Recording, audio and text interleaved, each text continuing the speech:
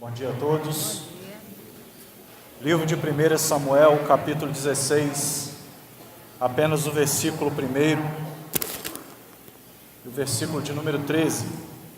E a palavra do Senhor diz assim: Então disse o Senhor a Samuel: Até quando terás dó de Saul, havendo eu rejeitado, para que não reine sobre Israel?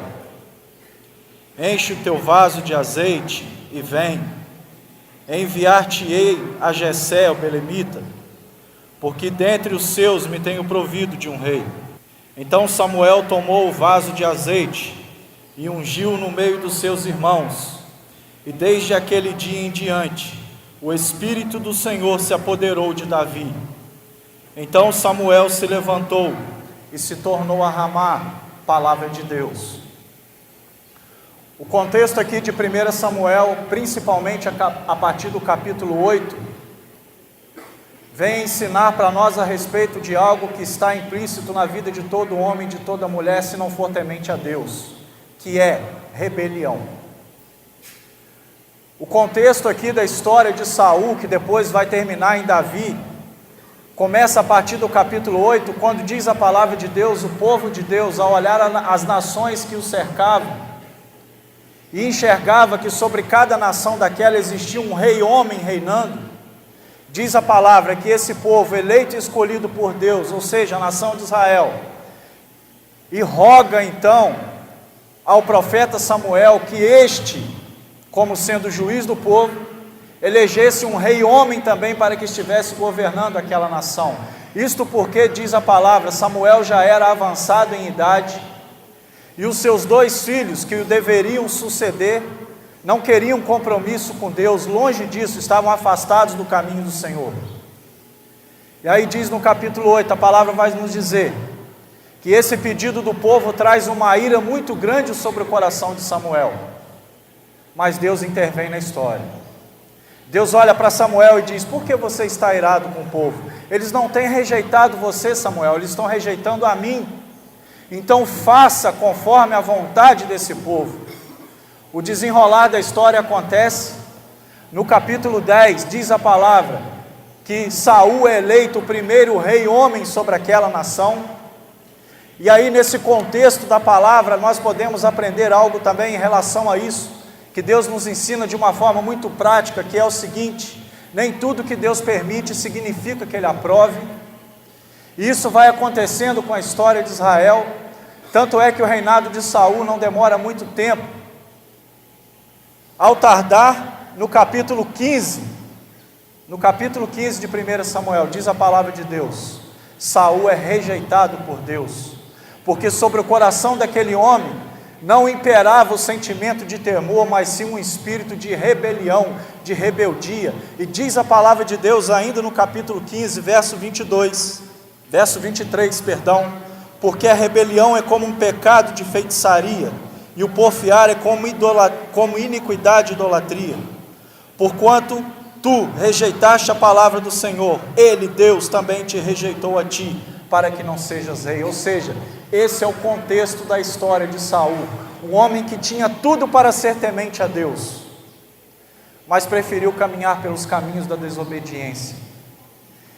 E a palavra de Deus nos diz ainda aqui no capítulo 16, nos 2 versículos que eu li, que aí sim, debaixo de uma ordem de Deus e tendo a aprovação da parte do Senhor, o profeta Samuel então vai buscar um homem que já era, mas que também se tornaria ainda mais o homem segundo o coração de Deus. E esse homem nada mais, nada menos era do que Davi. Davi, que era o menor da sua casa, Davi, que era o desprezado da sua casa.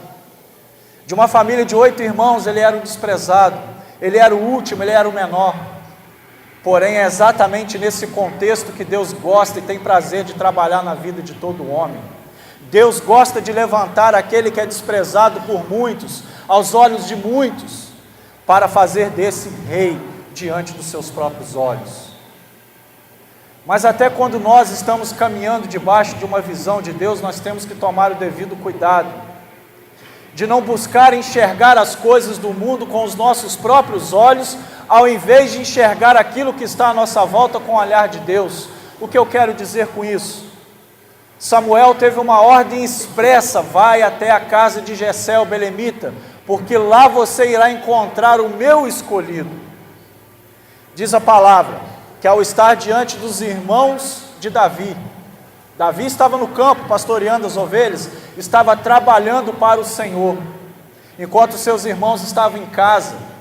Diz a palavra que quando Samuel, o profeta, se depara diante do irmão de Davi, diz a palavra de Deus que Samuel se deixa levar por aquilo que os seus olhos carnais estão vendo, ao ponto que o Deus o chama a atenção dizendo: não atente para o homem conforme os olhos do homem veem, eu não enxergo como o homem enxerga, mas eu olho a intenção do coração.